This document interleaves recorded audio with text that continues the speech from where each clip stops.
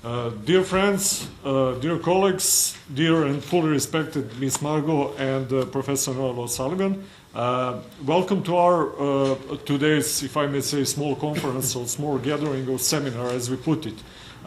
We really do have a great pleasure to host here Professor Noel O'Sullivan, who is research professor of philosophy at the Hull University, at the University of Hull, and who is, on the other hand, present here in our community, society, or academy already for 10 years, since we translated his wonderful work on conservatism. This is the book we published. I had the privilege to translate that 10 years ago, which is still, as far as I know, in majority of the conservative circles, treated as by far the most convenient introduction into history of the conservatism today, although it was very hard to find the rights. So actually I have to admit that we published that not really in a full accordance with the legal order, because we couldn't get rights. But actually the book is still, even today, more than inspirative, useful, and especially within the, let me say, new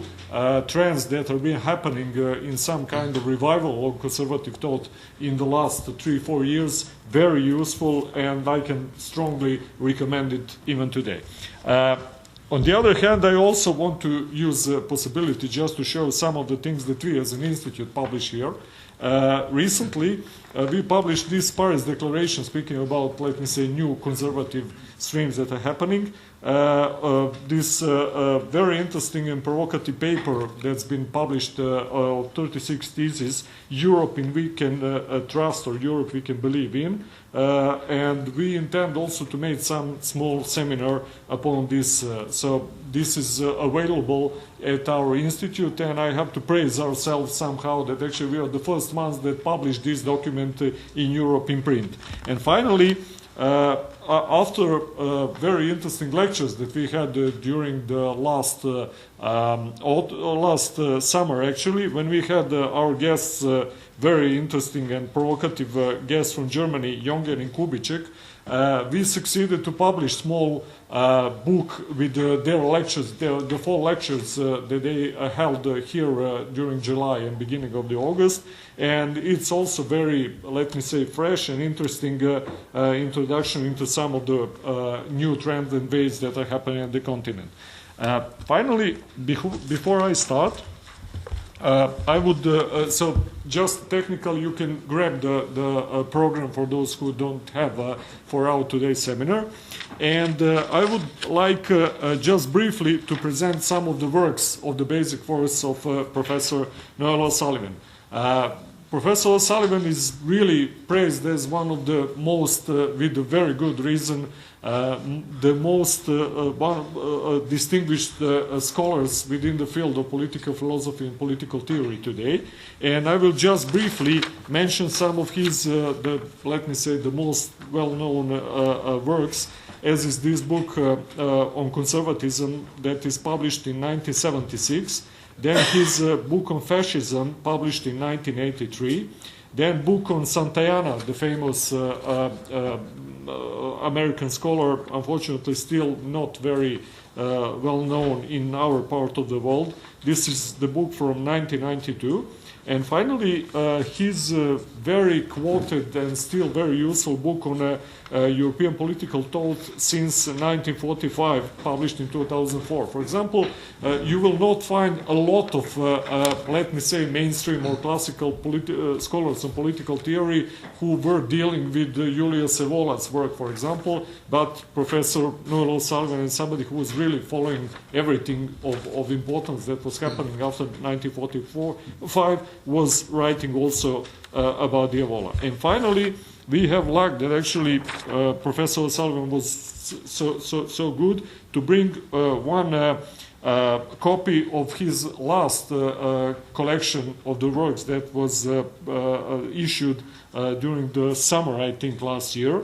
This is one of his, let me say, constant occupation, and this is the work of Michael Oakeshott, the famous but still untranslated in Serbian or in any of our languages here at the Balkans. And this is a very nice collection called The Place of Michael Oakeshott in Contemporary Western and Non-Western Thought. So the subject I want to talk about is probably the most interesting and perhaps the most important subject in contemporary academic debate amongst Western liberal political theorists. And what the debate is about is quite simply the possibility that there has not been any properly political thought in the West for at least the past 2 centuries since the Enlightenment. Now, this might seem at first a very odd idea, but what has provoked the idea is that what is called political theory today, turns out, on closer inspection, to submerge the political in the moral. In other words, what has been called political theory has in reality been a flight from the political, inspired by various kinds of moral idealism. And there is a fear in the West that this is getting worse at the moment and not better. The disturbing result, anyway, of this discovery is the realization by Western liberal academics that we still have no realistic theory of liberal democracy. We are not quite sure what we're defending and what we have. We have no coherent theory of liberal democracy, which has, of course, the dangerous effect of creating uncertainty about how to respond decisively to extremist movements like totalitarianism, which always claim to be pursuing more worthy moral ideals than the West itself is pursuing, than the liberal democracies are pursuing. Well, the claim that Western political thought, especially since the Enlightenment, is in fact a flight from politics is, of course, not new. And in the last century, it's associated, as you know, in particular, with the thought of Carl Schmitt. But until recently, Schmitt's association with Nazism meant that he remained a marginal figure to whom liberal thinkers paid little attention. I think this gradually began to change after about 1959, when Reinhard Koselleck, a moderate supporter of Carl Schmitt at Heidelberg University, published a book called Critique and Crisis, which is a short book which I strongly recommend you to read if you don't know it. Schmitt, translated to Serbian. Critique and Crisis, yeah. Is it right? In which which was intended as a theory of totalitarianism. That's why he wrote it. And his central thesis, which is important, I think, is that totalitarian ideologies are not alien features of the modern West. They're not, as it were, a bolt from the blue. They're not alien features, but simply represent the most extreme version of the more general Western tendency to eliminate the political by submerging it in the moral. Totalitarian ideologies are always intensely moralistic visions of the ideal society from which power and conflict ideally have been purged. Now, during the past 2 decades, Koselleck's critique of moralistic theorizing has been echoed at Cambridge by the most interesting, I think, contemporary thinker at Cambridge University, who, if you don't know him, is Raymond Geuss, G-E-U-S-S, Raymond Geuss, has a little book, a little CU book called Philosophy and Real Politics.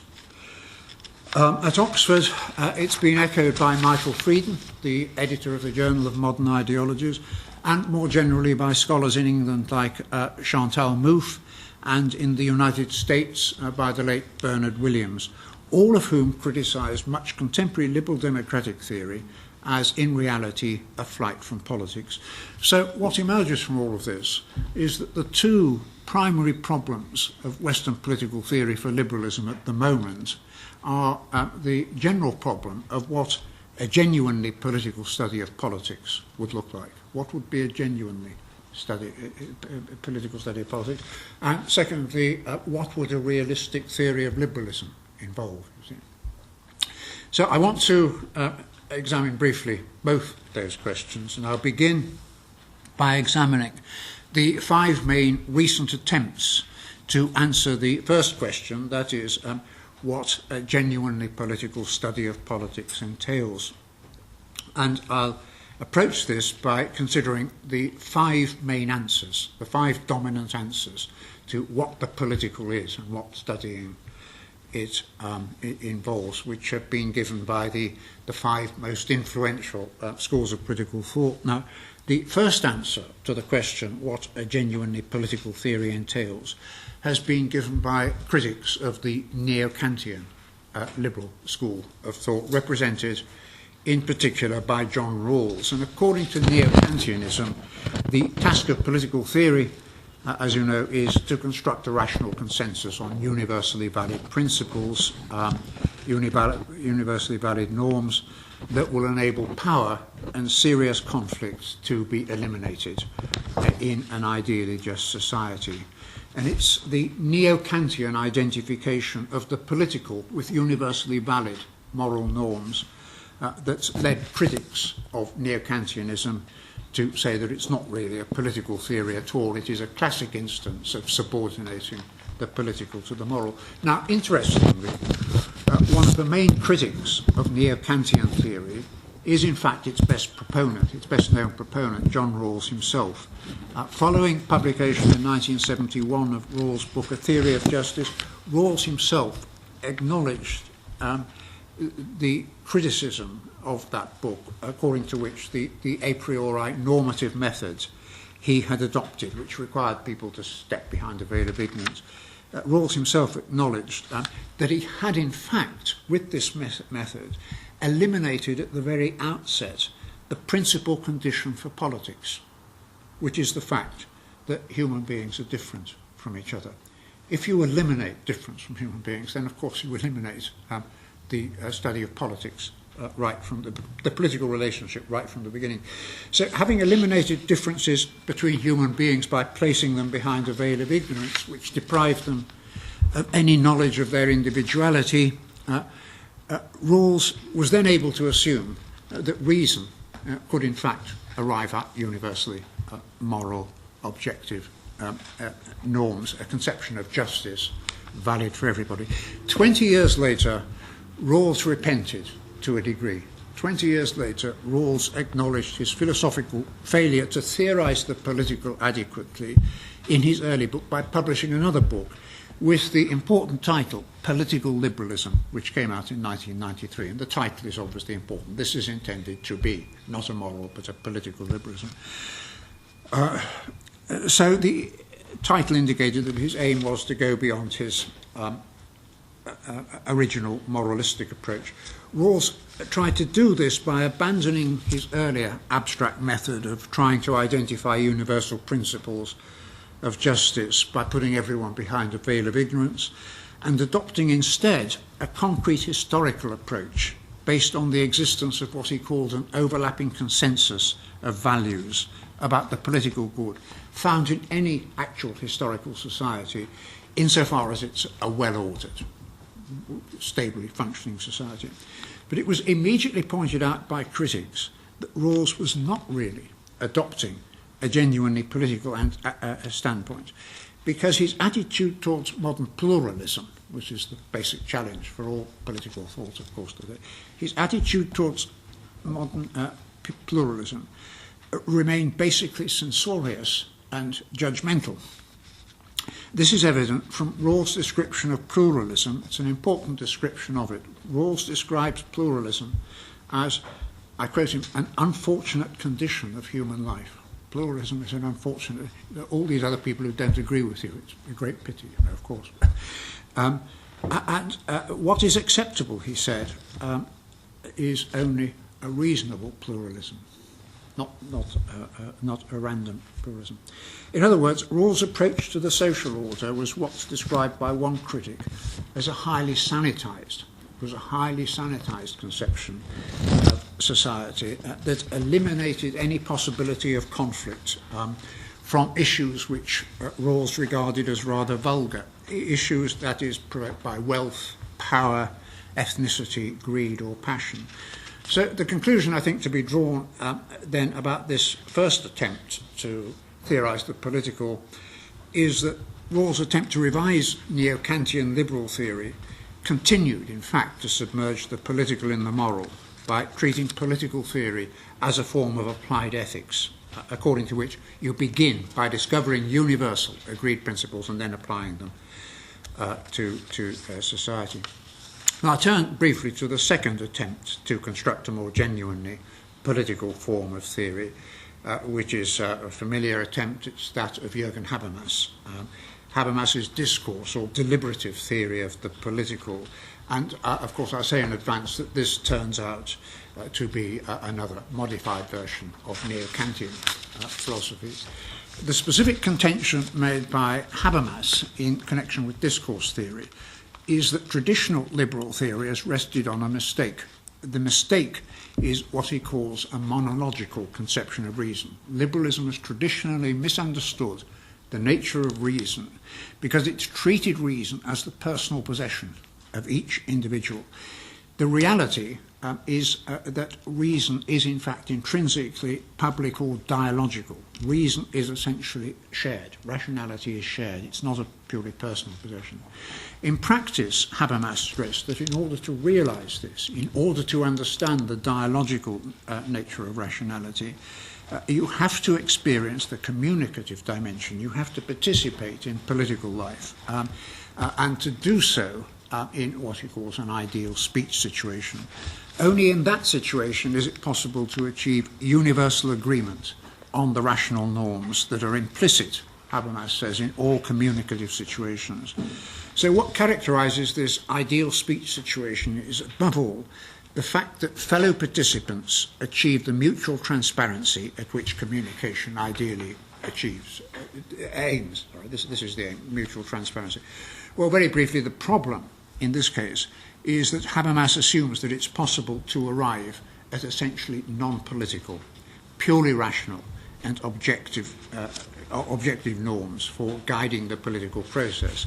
And it's in this respect that his version of discourse theory, of course, echoes Rawls' neo-Kantian quest for a form of reasonable pluralism, arrived at by purging the social order of unpleasant or intractable kinds of diversity.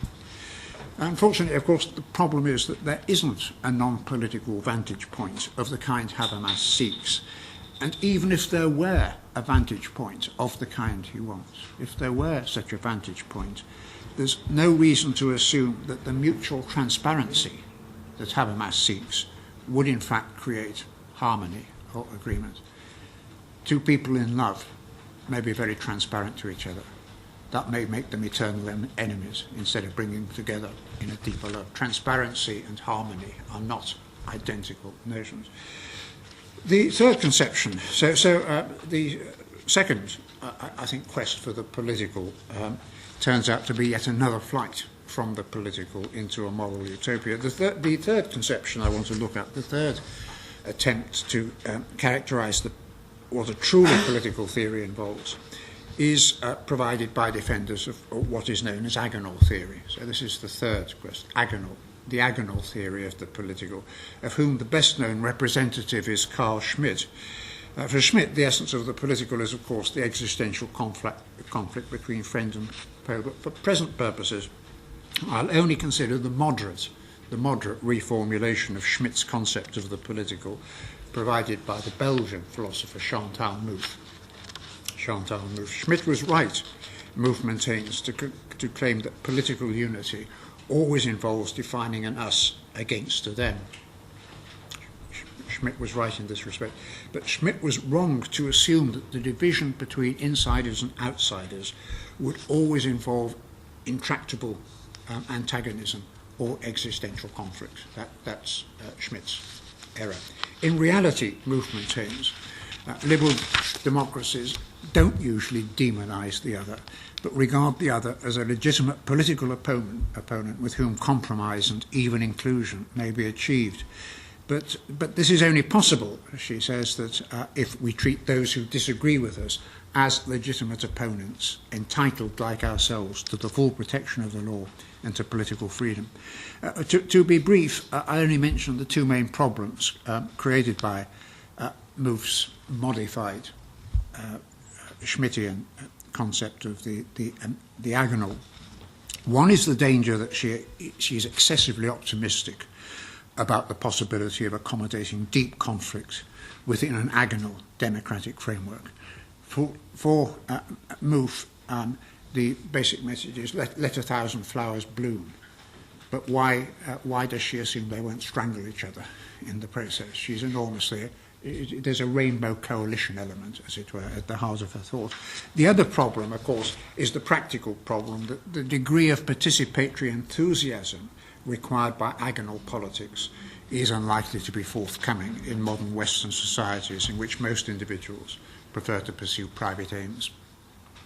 The fourth concept of the political, I think, which has been influential, is the postmodern. We call it the postmodern concept of the political, and the essence of postmodern political theory. The essence of postmodernism is quite simply the rejection of what Lyotard termed meta-narratives, attempts, that is, to establish rationally privileged ideological standpoints from which to view politics. For postmodernism, there are no meta-narratives.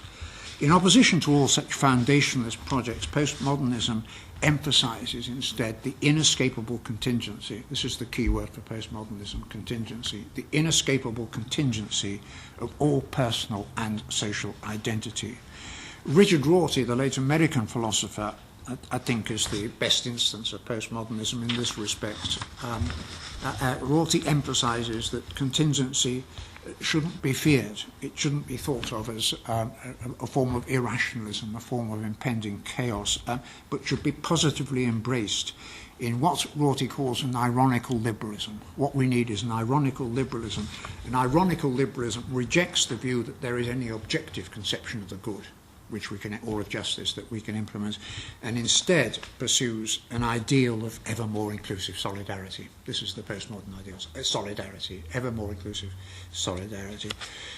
So far as it's possible to speak of a foundation for the postmodern concept of the political, for this ideal of solidarity, Rorty says it doesn't lie in reason. It can't be provided by reason. What matters is imagination. It's imagination which shapes the range and extent of to which you can identify other people as fellow human beings. Your reason never establishes that anyone else is human. It's imagination. Rorty is quite amusing about these things. He says, what is important today is television. It's on television that you realise that workers far distant in China are fellow human beings like yourself. No amount of Kantian reasoning will give this the emotional reality which is crucial.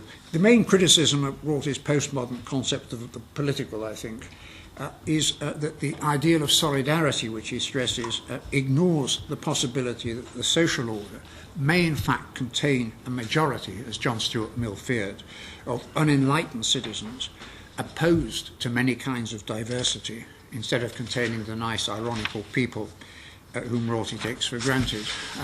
Rorty's ideal of solidarity also takes for granted that it's possible to distinguish in an unproblematic way between the public and the private spheres of life. He doesn't see any inconsistencies with liberalism in the ideal of solidarity he's developing, but he doesn't recognise that the public-private distinction becomes essentially contestable.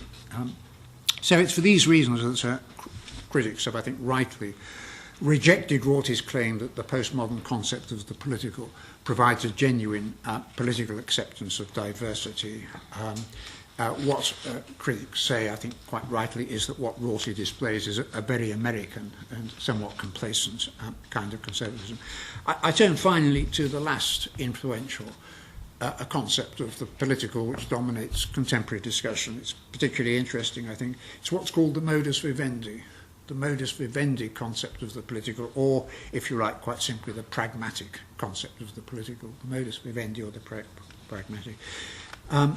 One of the most philosophically ambitious modus vivendi theorists, I don't know whether he's been out, is John Gray, who rejects rationalist ideals of consensus politics in favour of a neo-Hobbesian conception of politics. I think this is the interesting thing about about modus vivendi. You can see the partial return to Hobbes here. And the essence of that return is that political thinking, normative thinking and so on, must be based entirely on prudential considerations. It must above all be based on political compromise. The aim of this compromise is not to implement a vision of the good or the just society of the kind you find in Rawls and so on, but only, as in Hobbes, to create a peaceful life in common by reconciling conflicting interests and values. So this is the modest aim, relatively modest aim, of the modus vivendi conception of the political. The problem with Gray's modus vivendi conception of politics, and with other versions of it, is the danger of reducing the political, as you will no doubt feel, to a completely amoral affair of power. Does a pragmatic approach leave you just with a theory of unqualified power? Gray is very conscious of this and attempts to avoid it by insisting that compromise, he says, must always be reasonable. A compromise must be reasonable and not based entirely on power considerations. The trouble, however, is that Gray's concept of what is reasonable then feeds back in the universal non-instrumental values of the Kantian sort, which he begins of Rawls' kind, which he begins by rejecting. So it's difficult to feel that modus vivendi theory is very consistent. What makes Gray's modus vivendi conception of politics even more problematic is that he's unable to say where the rights come from that he wants to feed back in the concept of the reasonable. The modus vivendi theory doesn't prove to be a very consistent account of the political. Well, I want to summarise now. I think what's clear is that all five of the main attempts by Western political theorists to distinguish the political from the moral have failed to produce a coherent, generally accepted philosophical view in the West today. But I think what emerges positively is five key issues on which agreement exists on how a realistic, genuinely political form of political theory must be constructed. The first area of agreement is the need to adopt a more empirically grounded normative approach. Normative theorizing must be empirically grounded instead of the more abstract kind which you find in Rawls and others that's dominated political theory. The aim, it should be emphasized, is not to eliminate normative theorizing, but only to base it more closely on actual features of the political order. As Raymond Goyce at Cambridge says, what's needed is a more realistic type of normative political philosophy that doesn't start from how people ought ideally to be. You don't begin by a concept of rationality, which tells you how people should be and so on. But you must begin from the way that individuals and institutions actually operate. The second condition for a more realistic study of the political is that you have to begin by acknowledging the eliminability of power. You can't construct a consensus which is going to abolish it. The third condition for a realistic theoretical study of politics is, I think this is very important, is the need to connect political theory with historical knowledge of the society being studied. I think at this point, this third heading, you come to the current emphasis in various ways, by Foucault and others, on the inescapable historicity of human existence, and in some cases the core, as in Foucault's own case, for what he calls a genealogy of ourselves. But my only point at the moment is the more general one, that Western political theory has generally and continues often to ignore the historical past of the societies being theorized.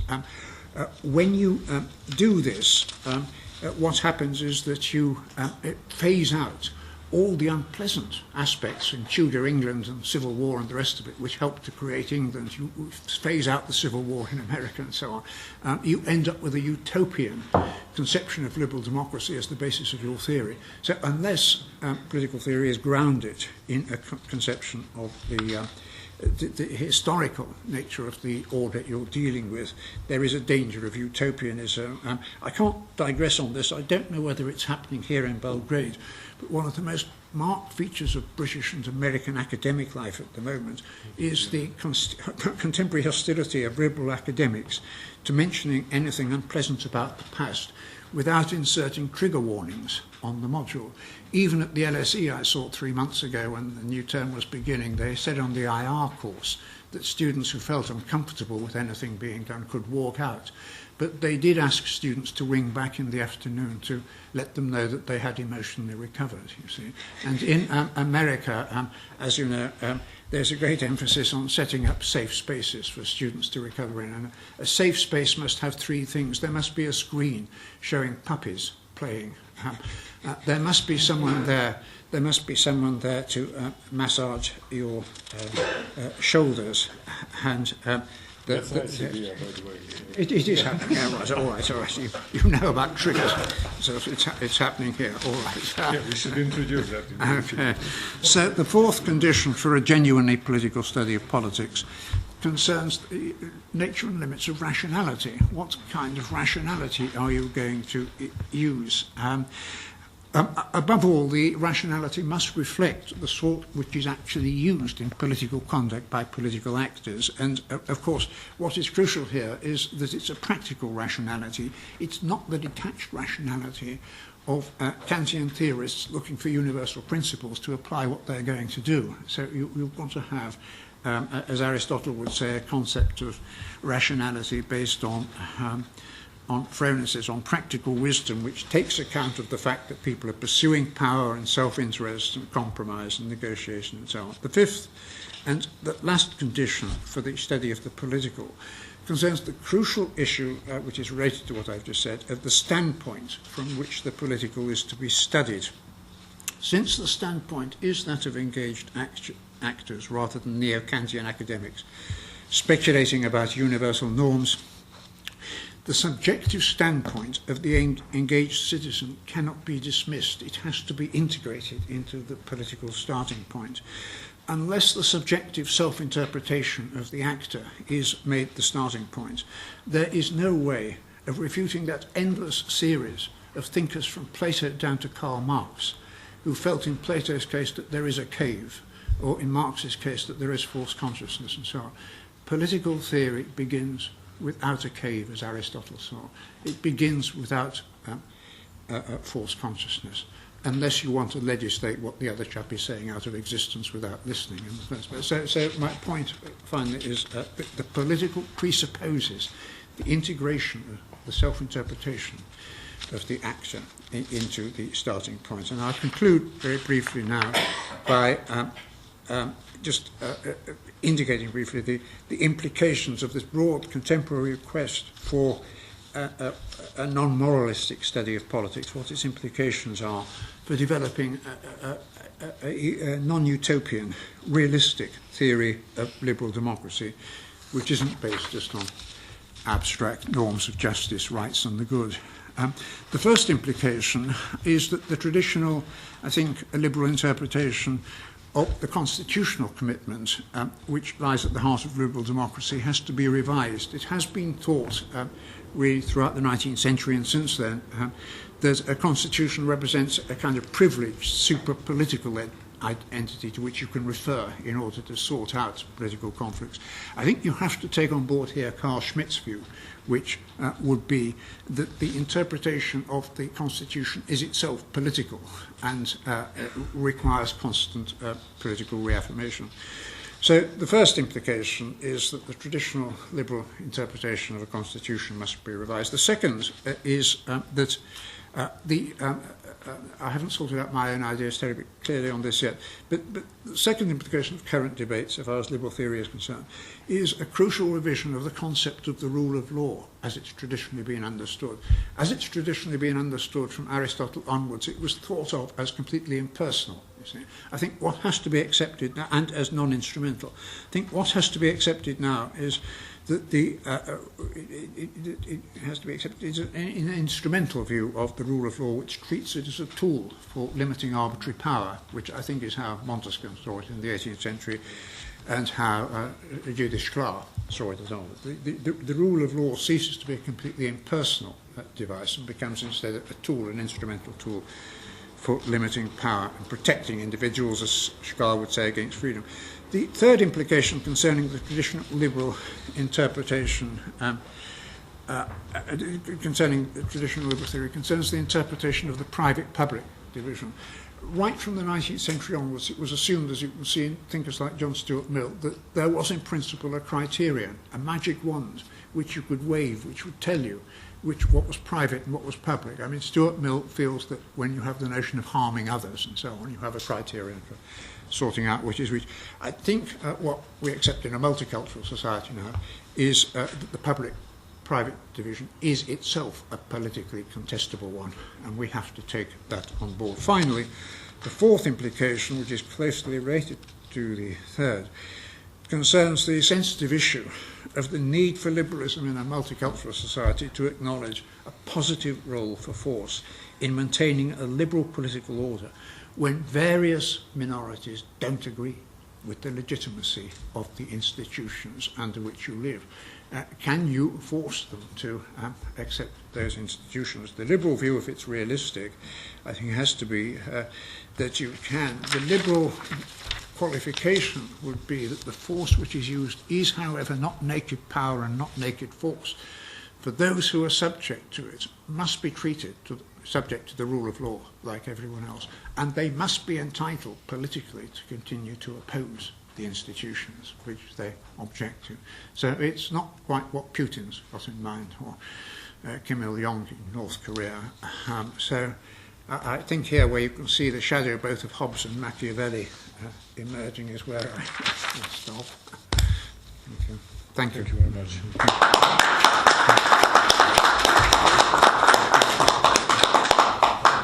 So the political context of my presentation deals with the systemic crisis of the European Union, which has been taking place already 10 years. It is the first crisis since the foundation of the European communities or European Union, which has been lasting so long and without even an indication of its resolution. Current anti-crisis mechanism, dealing under auspice of so-called austerity politics, did not find the way out of the crisis, but changed the institutional design of the Union in many respects. It functions as it were a martial law, but in the absence of its constitutional preconditions. Newly emerged situation found the theories of European integration unprepared to react. All of them, I will count only the basic ones, neo-functionalism, liberal intergovernmentalism, institutionalism, constructivism, started with premise that the integration process is well suited deep in its historical reason, in the historical reason of the European integration. Although not linear, the process was presumed to be principally progressive, and hence the task of the theory is to recover the intrinsic logic of development, and in accordance to that, its way of functioning. Starting from these premises, all crisis situations during the long integration period have been reflected as temporary breaks of integration and reasons for new strengths investments in favor of the integration, new integration breakthrough. These were actual the growth crisis. But the last and still actual crisis is by no means a crisis of a kind. And that made all these theories incapable to deal with. They were supposed to be the theories of the European integration, but not disintegration. And that is their main problem in a methodological and theoretical sense.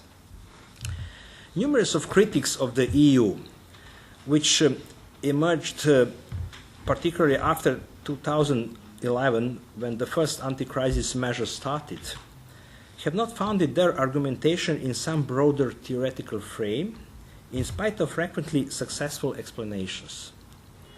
Ruling theoretical paradigms were not explanatory capable because the big crisis, regardless its outside incentive, it is over a financial crisis started in 2008, have had its deeper causes within the European system of integration, no, not out of it. Its deeper internal deficits, such as institutionally unfinished monetary union, insufficient preparation for a big enlargement, inefficiency of institutions, generally speaking, growing lack of legitimacy. All these deficits, as I call them, have weakened the EU construction before financial crisis broke out. The later financial crisis only additionally endangered already ill organism. In a word, the mode of the European integration, which marked the decades of process, so-called Monet method, came to its historical end. Simultaneously, theories of integration have lost their subject. Back to their theoretical ground of the theories of European integration, the basic theories of European integration originated from theories of international relations. Out of two classical, realism and liberalism, the first and most prominent EU theories, they were the first prominent EU theories, it means neo-functionalism and intergovernmentalism, preferred more liberal than realistic origin. The liberal one, with its preference of economic growth, institutional making and peace-promoting approach, was much adequate to the European post-war constellation than a realistic one. Its internal differentiation to technocratic neo-functionalism and liberal intergovernmentalism dealt with different interpretation of the functioning modus of the integration. As previously stated, these explanatory frames, as well the other ones I didn't mention, failed to face with big crisis. Long-lasting crisis environment puts on the table the other theory of international relations, a realistic one. We must point out that behind the curtain of the anti-crisis institutions and procedures, one can observe the emergence of member states' relations, which are gradually marked not as a cooperative but more as a competitive. The time of crisis created some permanent deeper and deeper clashes lines between groups of countries, between creditor and in-debt lands, between rich and poor lands, between northern and southern lands, and simultaneously the typical feature of center and periphery is being emerged in the EU in the form of dominant center with obvious hegemonic potential. It is generally visible that austerity politics as a spirit of the anti-crisis mechanism has been forcing by Germany, and that this country is becoming a background leader during the crisis time. Since the EU is moving from integration relations modus toward international relations modus, the revival of realist theory of international relation is becoming the most adequate explanatory frame for the structurally changed subject. To remind, its main elements are the following. First, the states are key actors within the realm. Second, the state possesses offensive capacities. The third, states' intentions are not transparent. The fourth, the biggest aim of a state is its survival. And fifth, the states are rational actors. In observing the behavior of the member states in the EU since the beginning of crisis, one could find much more features of some factions of realist theory than in the classical theories of European integration. Since we deal with structurally already constituted relations within the EU, without visible perspective of its change, the implementation of the realist theory of the international relations in its interpretation and explanation seems to be more productive. So since I presented the issue, which is, as I said, less general than the level of the explanation of the Professor O'Sullivan, I think that we can, during the discussion, very easily find the communications between these different levels of generality. Because this is the part of the story. I mean, only the part of the story, since, I mean, this realistic theory is in its heart a conservative one. The first one, a conservative one, regarding interpretation of international relations. And it is now much better frame, as I said, for the interpretation of what is going on all over the world, but, as I said, particularly within the European Union. Thank you for your attention.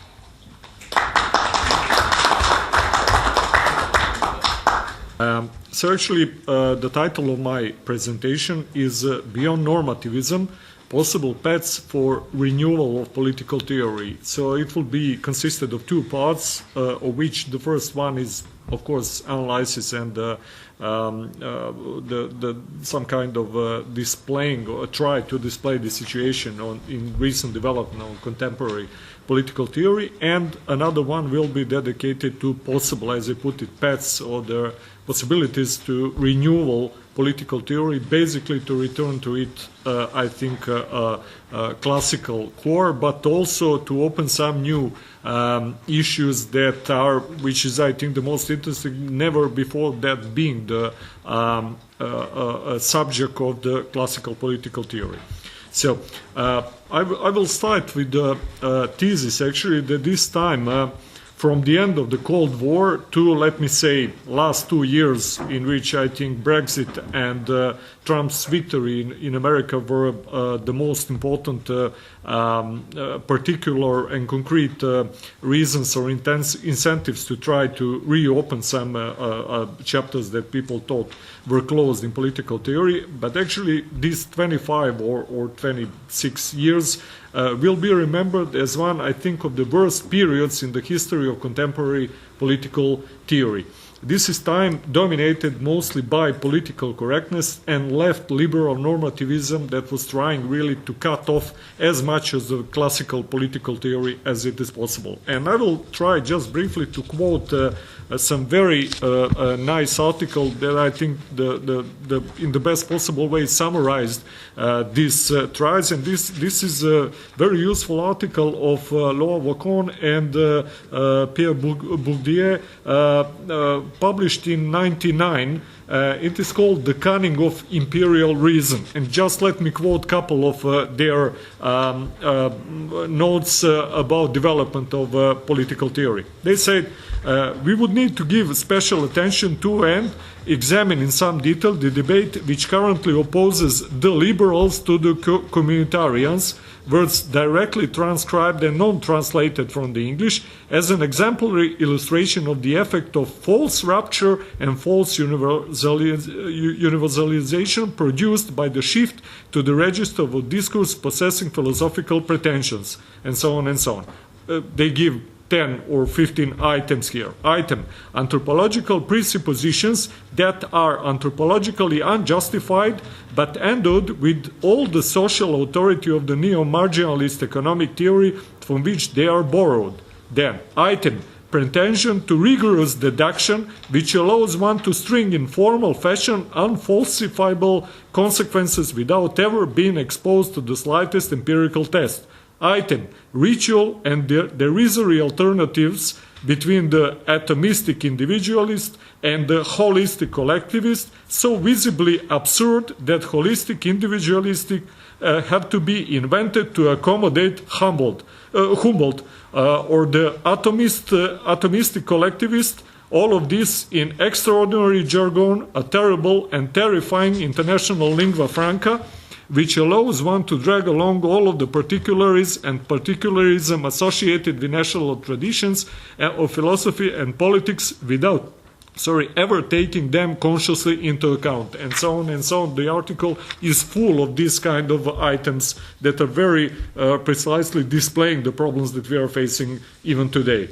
So, while the classics like Marx, Tocqueville, John Stuart Mill, for example, dealt with reality and attempted to construct empirically based theories to understand reality, we now, in the last 25 years, I'm speaking about political philosophy and political theories, we take their works, make further abstractions out of it, and in this form, beyond the understanding of the original context, are being trying to construct logical mathematical models according to which supposedly every society should be guided and governed. University curricula are even worse examples of this kind of ideologization of the theory, where the interpretations are systematically falsified, the meaning is presented without the original context, etc. For example, I will just briefly give two examples. The first 3 chapters of On Liberty from John Stuart Mill are being taught, but the other 2 totally ignored. And as we know, the last 2 chapters are the most important because they are real political theory in which he's presenting restrictions for liberty and trying to find the basic, how should I say, lines to understand this play between reality and normativism somehow. And then we have Locke's famous piece on tolerance, which is similarly presented with ignorance of the fact that he actually does not provide for tolerance to Roman Catholics and atheists within his work and so on and so on. So actually, part of the problem is also connected with so-called domination of the constructivist ideological methodology. Today, as you know, everything is construction, so everything can be deconstructed and reconstructed without any fences and limits, and you can display whatever you want. All the reality does not show that it is functioning like that. So we can allegedly do whatever we want, and I think that Feyerabend's epistemological anarchism of anything goes has become more or less basic methodological approach for contemporary political theory. So all of this has brought us to some kind of abstract normativism, to some kind of the obsession of political philosophy is to be severely cut off from reality and from real politics, and to deal with senseless debates about the justice, freedom, globalization, multiculturalism, gender, the post-sovereign world, but not about the power, truth, and reality, which used to be, as we know, classical items of political theory. The least, of course, with the common moral and value foundations of the community and society. And today it's forbidden in most of Western societies to start to speak about some basic moral and value foundations for the communities.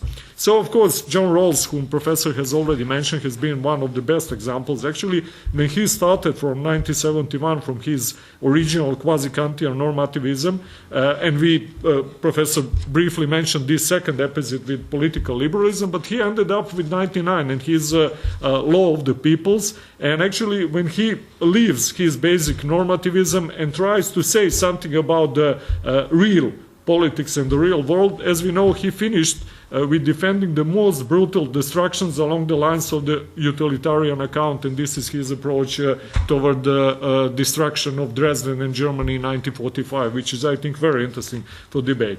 And of course, reality went absolutely into some other ways. Actually, so let me briefly mention incentives to return to political, and which I think has helped in the last 3-4 years to force us to start to deal with classical examples and classical methods.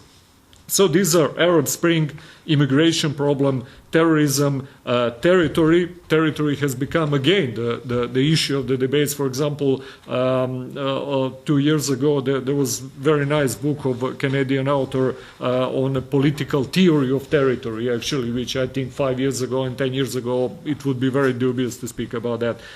So decline of the legal order in parts of the Western countries, the emergence of the parallel legal system after 150 years in Europe, regional identities and secessionism, and so on and so on. So actually, again, and I will briefly finish, we have to deal with the examination of the basic notions of political theory, and of course it has always been and will be the task of political theory, I think, along the lines of Hegel's methodology, to understand and interpret its own time and to solve the issues and problems of political theory in its own time and in its own way. So just briefly about the possible directions for the renewal or recovery, let me say, of political theory, trying to return back to reality and to the real problem. So, of course, we have to return to classics, to something which we could call a raw canon of the Western political thought in the broader sense, which spreads from Plato and Aristotle through Augustine,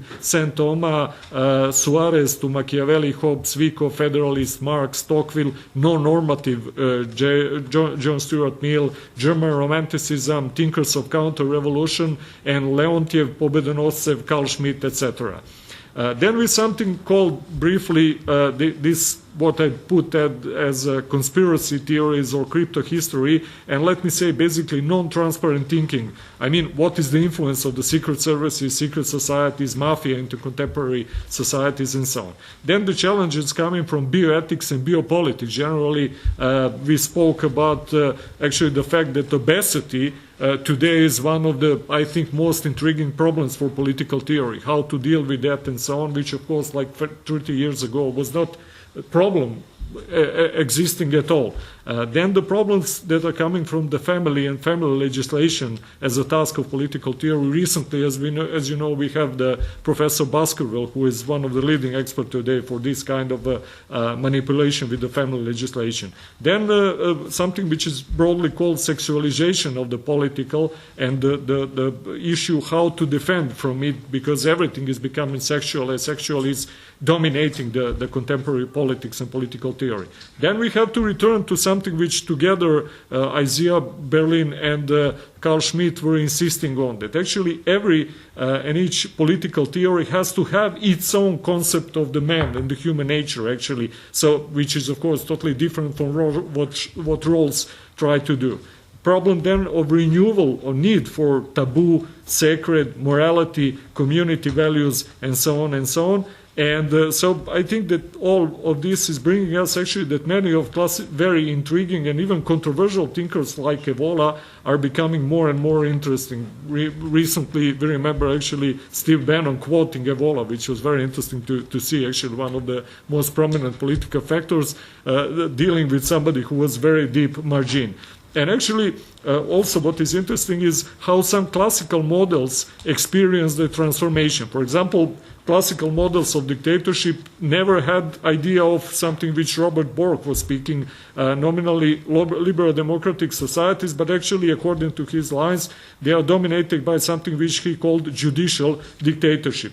Of course, there are also challenges. We are basically dealing with the framework of the liberal democracy, but today, especially at the east of Europe, we have the challenges of what some people call new authoritarianism and illiberal democracies. Viktor Orban insisted on that. He called that actually that Europe needs democracy which is anti-liberal, or as he called that, illiberal democracy. And of course, we are finishing with the non-Western challenges. I think we will be able to hear something about development in Chinese tradition or in Euro-Asianism and Russian traditions, and Islam also, which we forget. But actually, what is interesting that I think Islamic intellectuals are today in practical terms the most influential, much more influential for real development of the politics in their countries than Western scholars. Finally, also for us coming from what used to be Christian heritage, it's interesting if we could see a revival of some of the, let me say, Christian traditions in Europe, like distributism as, let me say, some of the approaches in the economy, or Wilhelm Röpke's idea, and so on and so on. And I will start here with putting the things on the floor.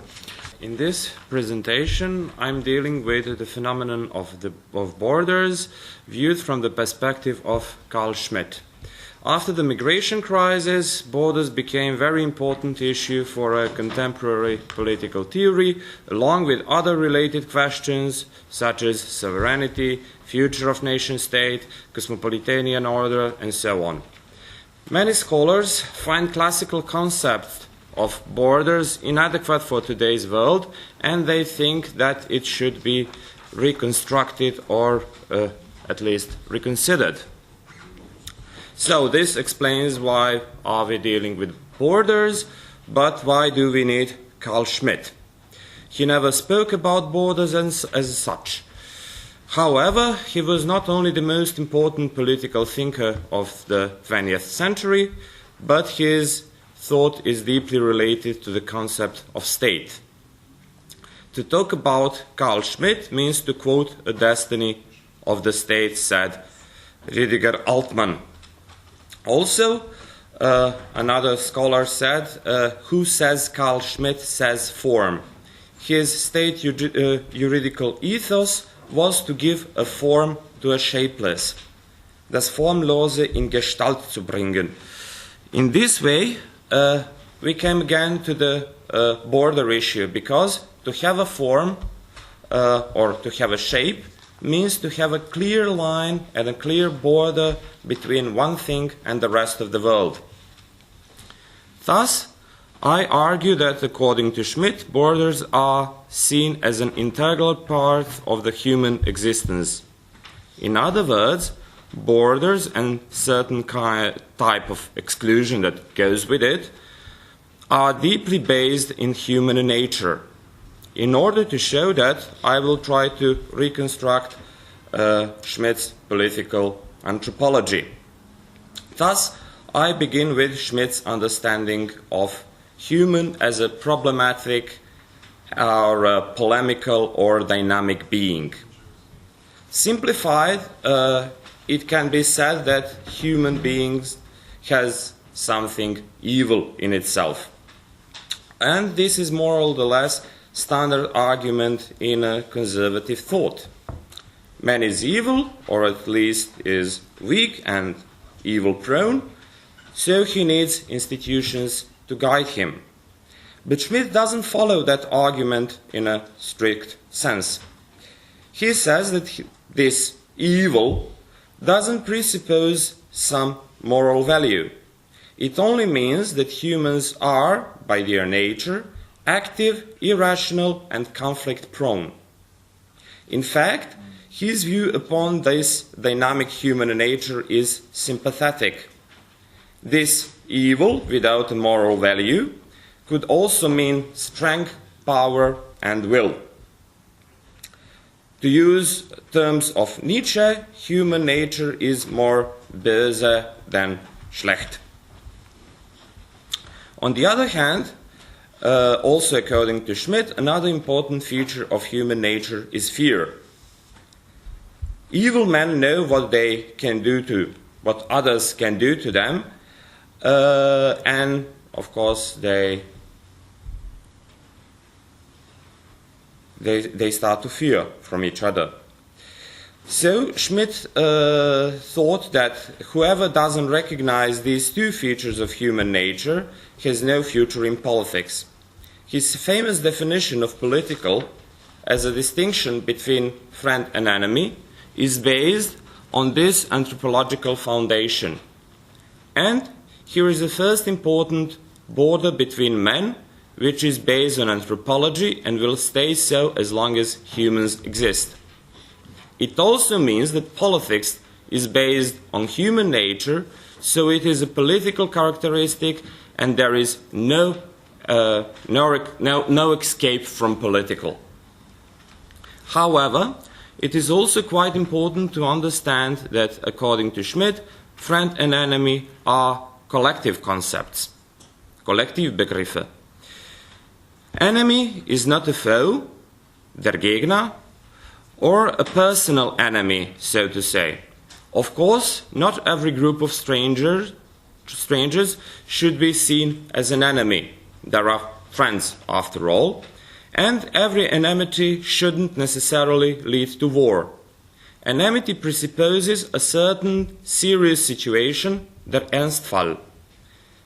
It also means that there are no internal enemies and no internal friends. Who is a friend and who is an enemy should be decided in a concrete political situation.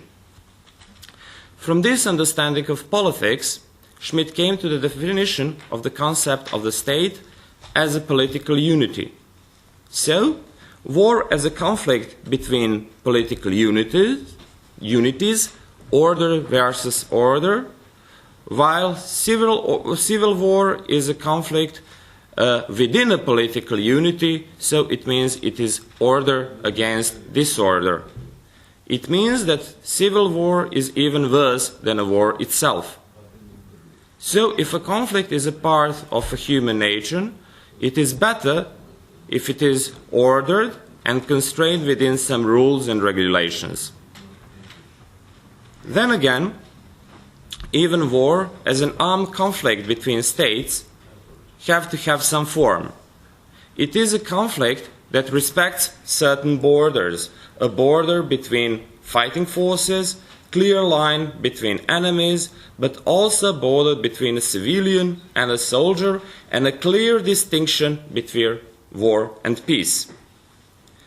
Order conflict presupposes a certain amount of respect for an enemy who doesn't need to be seen as an ugly or evil.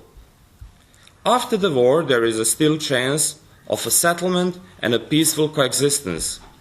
On the other hand, civil war or a conflict between order and disorder is a disorder or anarchy by its very nature, because it is incapable to distinguish between fighting forces or between civilian and a soldier. In other words, it doesn't have a form, and often it's quite hard to distinguish between war and peace. We see that, for example, on example of partisan or terrorist. Even the state, since the state is a political unity, it means that ordered conflict or a war is only possible between states.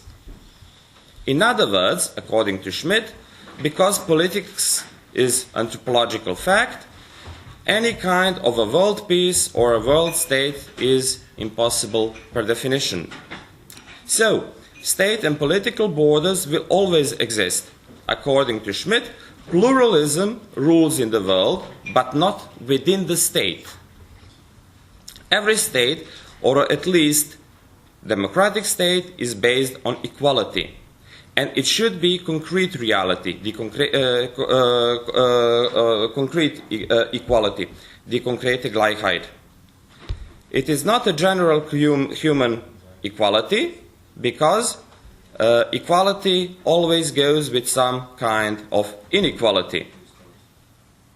Once again, there is a firm border between equal and unequal, or between that what belongs to the state and that what is strange or is unequal. In other words, state is a political organization of humans who share some important characteristics, so humans who are in some important aspect equal and with each other and unequal with all others. Even if it may look like that Schmidt goes too far sometimes, his anthropological basis should be taken seriously. Indeed, humans are really beings that are at least conflict ready, which means that some type of borders and distinction between conflicted groups will play an important role in a human life. The reasons for conflict can change over time, but a certain type of a distinction between us and them will persist. In other words, there can be no borderless or absolute inclusive community, or even an identity that can include all humans. Every attempt to cancel world pluralism or to undermine national states and their sovereignty in the name of some world community or abstract human rights will always lead to extreme pluralism within the state and eventuality of civil war between conflicting groups. In other words, fall of the borders between the states will not destroy borders as such and create a border-free world, but erect a new borders between the conflicting groups within the state or within the town. It is a specific border dialectic. Fall of external border will erect internal equivalent in a form of no-go areas or forbidden cities. If Schmidt's understanding of human nature is correct, it means not only that world without borders is impossible, but also that order, rule of law, relative peace and security are conceivable only in the world where distinct and firm borders between nation states are maintained. Thank you for your attention.